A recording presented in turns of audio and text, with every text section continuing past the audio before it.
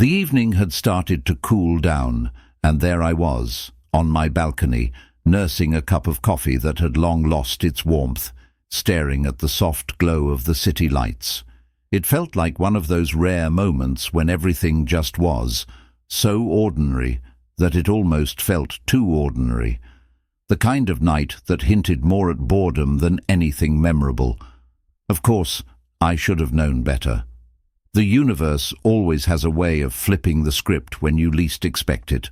The usual city hum, the distant traffic, the soft buzz of the street below, was interrupted by a sharp thud.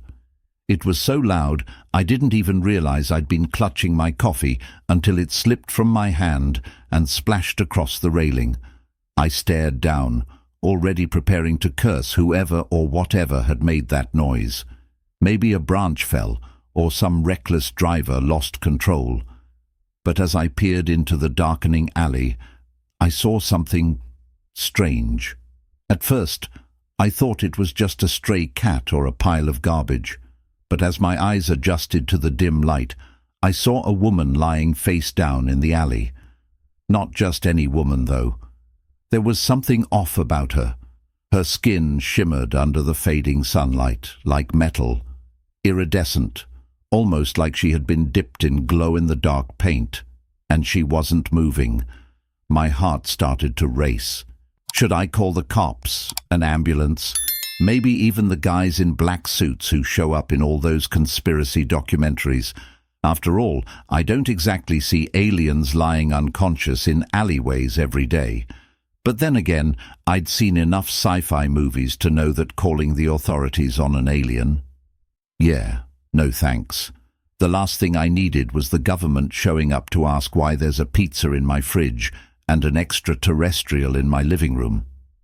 Frozen, I just stared. Was I dreaming? Had my caffeine finally driven me over the edge?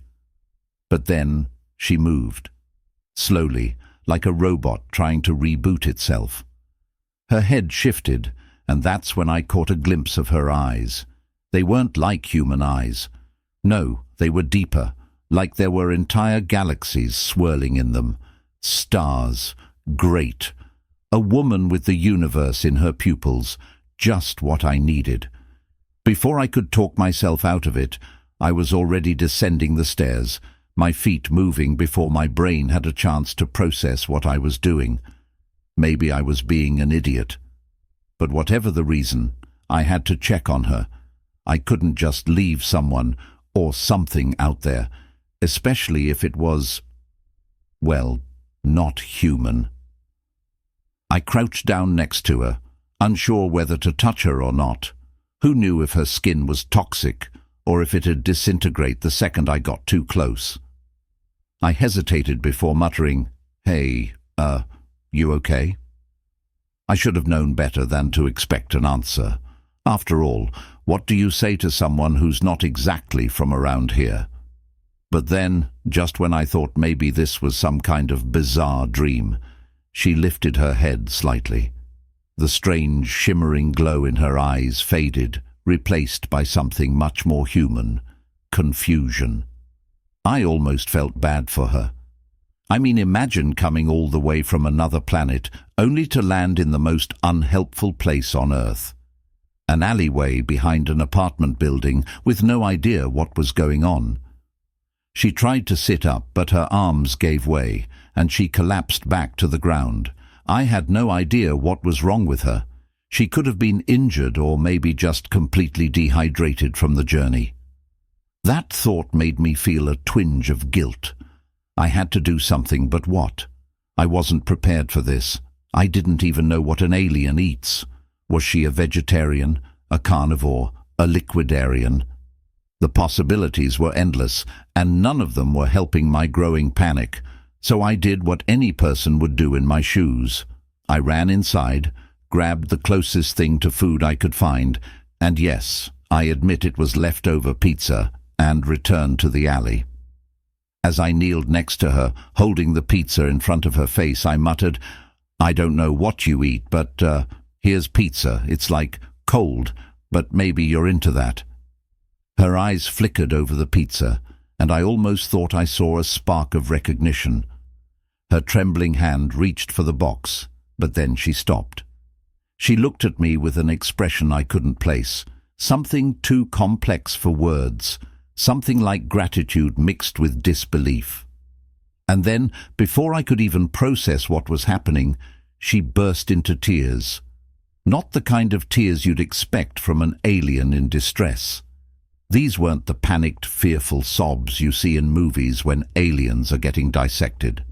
No, these were the kind of tears you get when you're so overwhelmed by something simple, something you didn't expect, that you can't help but cry. She wasn't afraid. She was grateful. Grateful for a slice of pizza. I froze, unsure of how to respond. I had never been good with emotional situations, especially not when they involved extraterrestrial beings and their sudden emotional breakdowns. "Okay," I mumbled, still not sure what to do with the whole thing. "Well, if pizza's what gets you through the day, then I guess I'm your guy." She didn't answer, but her eyes, those strange cosmic eyes, looked at me like I had just given her the entire universe, and in that moment I realized that sometimes the simplest gestures, like sharing your leftover pizza with a starving alien, are the ones that make the biggest difference. The pizza, much to my surprise, was devoured in seconds. Not even the crust was left behind, just a few crumbs that I half expected to start floating into space. I watched in awe, unsure if I was witnessing some sort of alien eating ritual or just a highly advanced hunger. Either way, the woman, alien I guess, seemed both satisfied and entirely drained at the same time. It wasn't exactly the post-meal glow I'd expect after a slice of pizza, but I suppose I was dealing with a being from another world. Who knows what constitutes a proper meal in her galaxy? Her name, or what I assumed was her name, never came up. She didn't speak a word, not even a hum this time, which was odd considering she had communicated with me earlier in those melodic, otherworldly sounds. Maybe eating had temporarily short-circuited her language processor, or maybe she just didn't need to speak to me. I would have loved to ask her, of course, but something told me I wasn't about to have a casual chat with someone who probably didn't even know how to pronounce my name. Instead, I settled for the more pressing matter of her condition. She was sitting up now, her eyes, those other-worldly, star-like eyes, still brimming with an unsettling mixture of confusion and wonder. She seemed exhausted, her shoulders slumped and her breathing shallow. I felt bad. I had just given her pizza, and she had devoured it like a woman stranded on a desert planet, but she was still off. There was something in the way she looked at me, something that made me wonder if she was more than just starving for food. Her gaze lingered on me, not in a threatening way, but more like she was trying to figure me out. That's when I realized I had no idea how to help her beyond providing food. What did she need? Was there a special protocol for helping aliens in distress? Did I have to get her some kind of intergalactic translator? Was there a hotline for that? "I'm not exactly prepared for this kind of thing," I muttered to myself, wiping my hands on my jeans. "I barely have a handle on earthling emergencies, let alone alien ones." She tilted her head as if considering my words.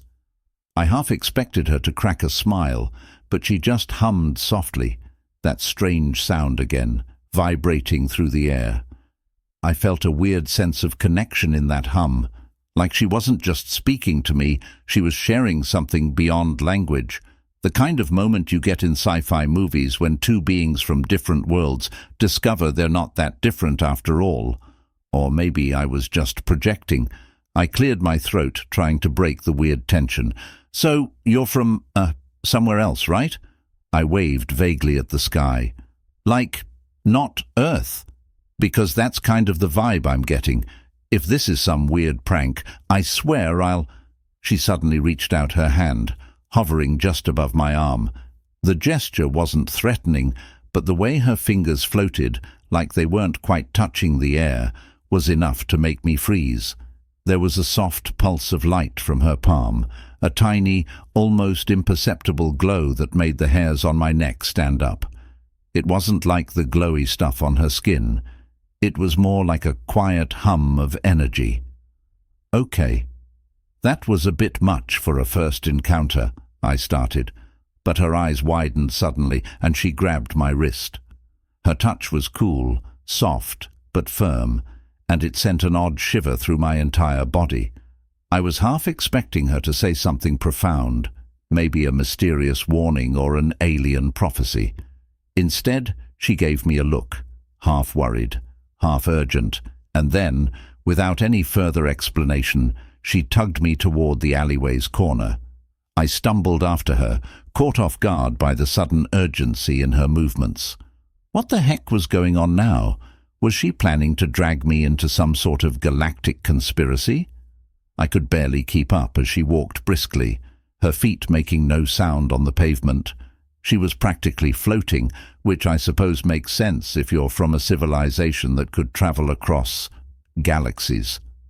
Not that I could make any assumptions about her, considering she still hadn't told me a single thing about where she was from, who she was, or why she was even here.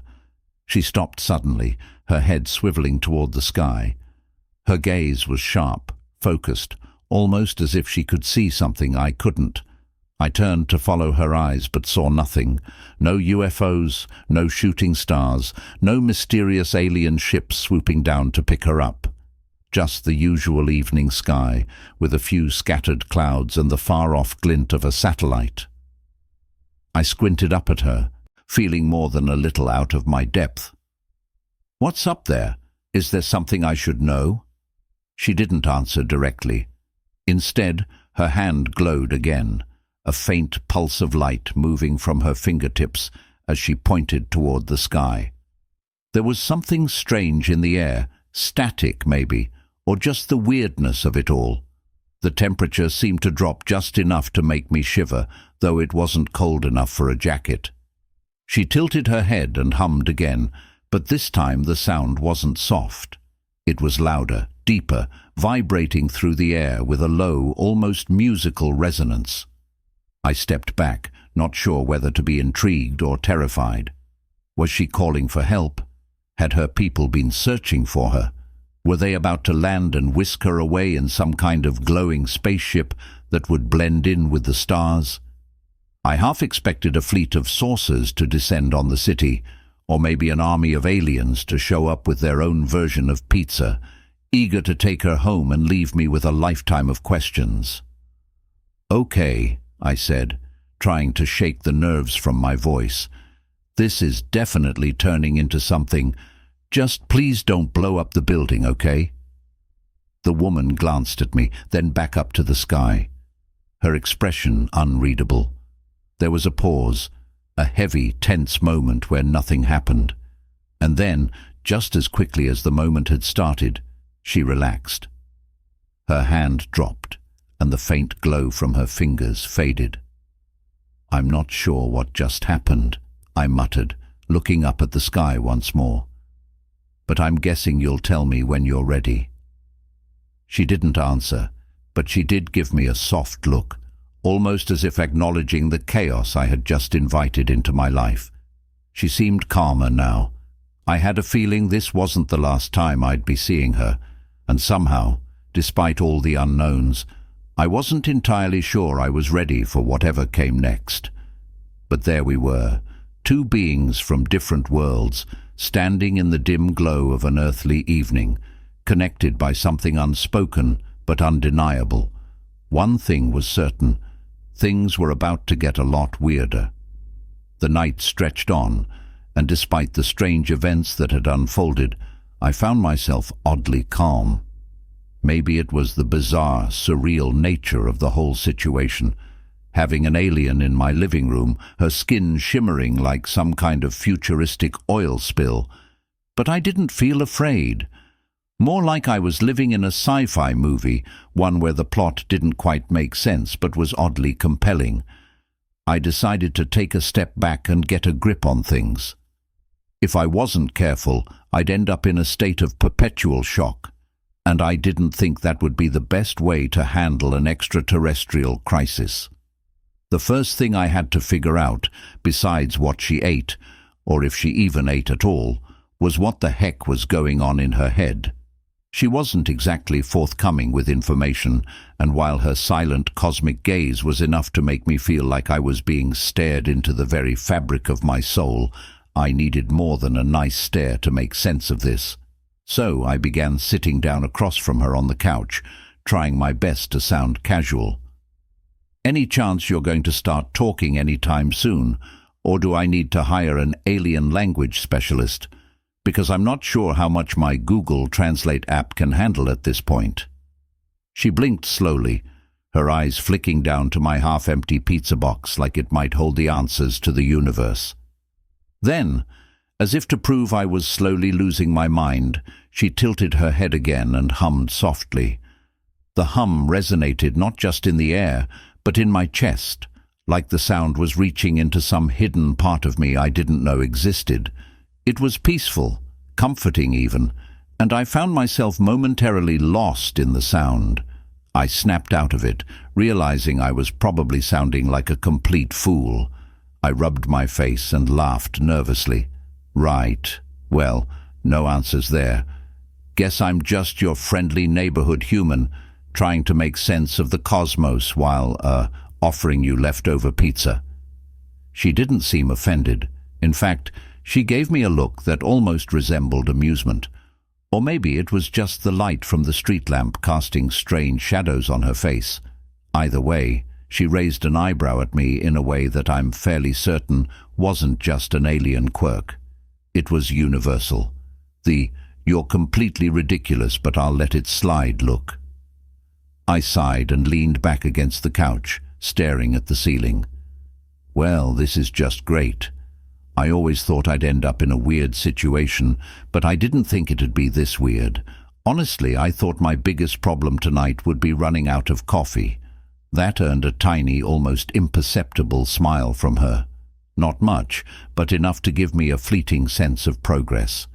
It was a small victory in the grand scheme of things. Maybe I was getting somewhere after all.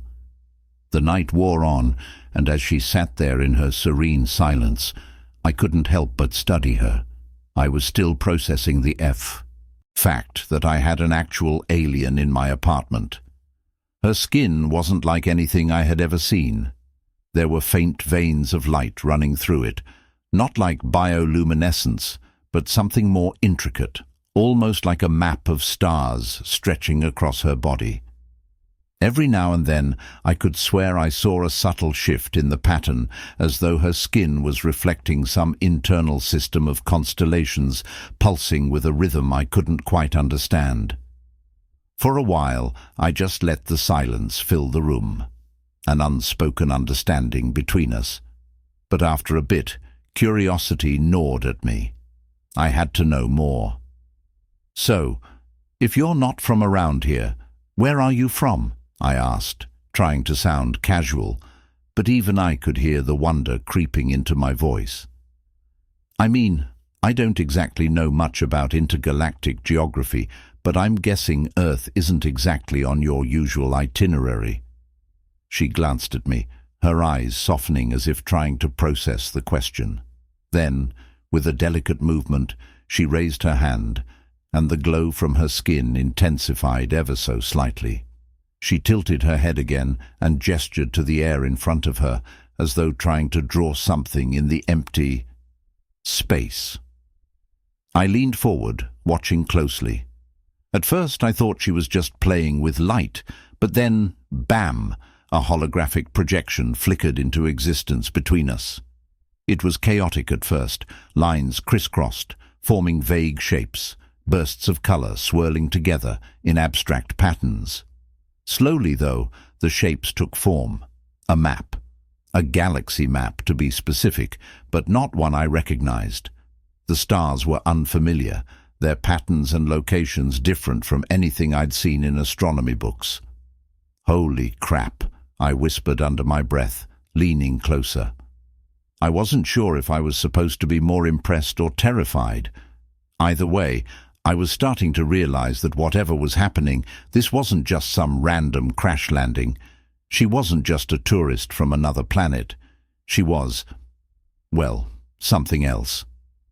Her eyes met mine, and for the first time I could almost sense a deeper sadness beneath her calm demeanor. She gestured again, tracing her fingers through the air, and the map zoomed in on one particular star system. It was near the center of the map, but surrounded by a strange, fluctuating energy field that made the stars flicker like they were fading in and out of existence, as if the map itself wasn't fully stable. "Is that your home?" I asked softly, despite knowing the question was pointless. She wasn't going to answer directly, but she nodded, a slow, almost melancholic movement. The projection blinked once, twice, and then faded. I sat back in my chair, feeling a mix of awe and concern. I had always wondered what it would be like to meet an alien, but the reality was far more complex than I'd imagined. It wasn't all laser beams and flying saucers. It was a being stranded in a foreign world, trying to make sense of a place that probably seemed as strange to her as her existence was to me. "Well, I guess you've got one thing going for you," I said with a half-smile. "At least Earth has pizza. It's probably the best we've got." She blinked at me again, and for a brief second I thought I saw a flicker of amusement behind those otherworldly eyes. Maybe I was getting better at this whole alien interaction thing, or maybe she just thought I was amusingly clueless. I guess either way, I figured I wasn't going to get any answers tonight, but somehow that was okay. Maybe we could both just sit in the weirdness for a while, trying to make sense of this strange, unexpected connection between worlds. At least until her spaceship showed up, or the government arrived to ruin everything. Either way, I figured I'd enjoy the brief moment of peace while it lasted. The weeks that followed were, well, odd, to put it mildly. I had settled into a routine with the alien woman, whom I still didn't know how to address beyond "Hey you," or the occasionally more formal "Are you planning to eat all my leftovers again?" She never responded with words, but her eyes, those incredible swirling pools of stars, spoke volumes. It wasn't much, but it was something. Every so often I'd try to talk to her about Earth, about my life, about the weird state of human affairs. Sometimes she gestured toward the sky, a subtle reminder that she wasn't here by choice. I'd gotten used to the quiet, and as strange as it sounds, I'd started to feel like I was part of her world in some small way. Her holographic maps, the faint glowing patterns in her skin, the odd humming sound that filled the room whenever she was near. It was all. I was starting to feel normal, or at least I had learned how to live with it. But then, one evening, as I sat across from her at the kitchen table, eating pizza, of course, there was a shift. The air, which had grown comfortably heavy with the weight of the strange and the unspoken, suddenly felt tense. I wasn't sure why. Maybe it was the way she was. She was staring at me. Or maybe I had just gotten too comfortable. Either way, something felt different. "I don't suppose you have a plan for all this?" I asked, trying to break the silence. The question had been gnawing at me for weeks now. I waved vaguely at the apartment, at the city outside the window, at everything. "I mean, I can't imagine you crash-landed here thinking you'd be hanging out in my living room forever. Or maybe you did. Is that the alien thing? You show up, eat all the pizza, and then leave?" She tilted her head as if considering my words, and for the first time she raised her hand, slowly, deliberately, and pointed at the window. Her voice, barely a hum, filled the room. It wasn't a sound, not really. More like a vibration, a pulse that I could feel in my bones, as if the air itself was trying to communicate something I couldn't quite grasp. I didn't understand the words, but I felt them, like a magnetic pull, like she was calling out to something. It wasn't just the stars outside the window anymore. They weren't just lights in the sky. No, they were something else. A web, a network, a communication system I had no access to. And then it clicked. "You're not stranded, are you?" I asked, the realization sinking in. "You've been trying to reach someone, haven't you?" Her eyes met mine, and in that moment I saw it clearly. She wasn't stuck. She wasn't lost in the way I'd thought. She was waiting. She was trying to make contact. The hum, the way she'd been staring at the sky, the subtle signals she'd been sending out, it was all intentional. She wasn't abandoned. She was calling for help. I had no idea what to do with that. I wasn't a scientist. Hell, the most intergalactic thing I did was binge-watch sci-fi shows on Netflix. I could barely figure out how to fix the plumbing in my apartment, much less handle an alien distress signal. "Well, that complicates things," I said, staring at her, half laughing at the absurdity of it all. "I've been sitting here thinking you were just chilling, and all this time you're over here trying to send out a distress signal." She didn't answer, of course, but her silence didn't feel quite so heavy anymore. In fact, it felt comfortable, like it wasn't an awkward quiet, but a quiet that meant we understood each other in a way words couldn't explain. This wasn't just about pizza anymore. It was about being here, together, in the middle of this impossible situation. It was about a connection that went beyond language, beyond logic. It was simple, but it mattered. I sat there, mind racing, trying to figure out what I could possibly do to help. I wasn't some intergalactic expert, but I sure as hell wasn't going to just sit back and let her keep broadcasting her distress into the void. "I guess we should try something, huh?" I said, almost to myself. I stood up and started rummaging through drawers, pulling out whatever I could find. An old radio, some wires, a few broken gadgets I'd never gotten around to fixing. She watched me as I scrambled, her eyes calm and ancient, as though she had all the time in the universe. It wasn't much, just a few random pieces of tech, a makeshift transmitter, and a lot of trial and error. But after hours of tinkering, we had something. It wasn't pretty, but it was a signal. Crude, simple, but it worked. We both sat there in silence for a long time, waiting. My heart was pounding in my chest, hands still hovering over the device. I wasn't expecting anything to happen right away, but then, just as I was about to give up, the radio crackled. The hum in the air grew louder, more intense. I froze, fingers twitching over the controls. Another signal. I held my breath as the static began to clear. And then I heard it, a series of tones and beeps, faint at first, like a distant voice trying to break through the noise. And then one word, her name. The sound was soft but unmistakable, a voice from the void that somehow felt familiar. I looked at her, and for the first time, she smiled. It wasn't just a smile, it was radiant. It was the kind of smile you give when you've been lost for so long, and suddenly you find a piece of home. I leaned back, overwhelmed by a mixture of relief and wonder. "Well, I'll be damned," I muttered. "Guess I'm not completely useless after all." She didn't say anything, of course, but I saw it in her eyes. The gratitude, the understanding. She wasn't just an alien needing help. She was someone with a story, someone who had been stranded here for reasons I'd never fully grasp. And while I couldn't solve all her problems, I had given her something small, but something real. As the signal grew stronger, her people drawing closer, I felt a sense of peace settle over me. This strange, impossible encounter had changed me. Not in some grand cosmic way, but in the quiet, unexpected moments. Those were the ones that mattered. "Good luck," I said as the signal became clearer. "And, thanks for not eating all my pizza. Next time, maybe we'll have a different kind of friendship, yeah?" She chuckled softly, a musical, almost ethereal sound, and the light in her eyes flickered one last time.